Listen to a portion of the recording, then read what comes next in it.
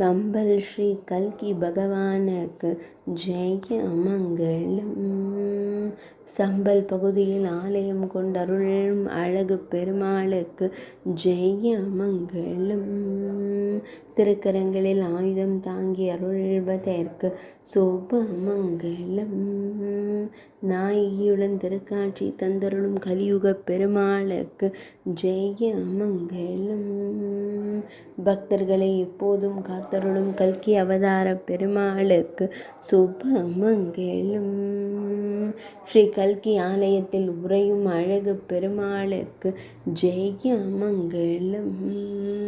ஸ்ரீ உத்தரப்பிரதேச மாநிலத்தில் ஆலயம் கொண்டு அருள்வதற்கு சுப மங்களம்.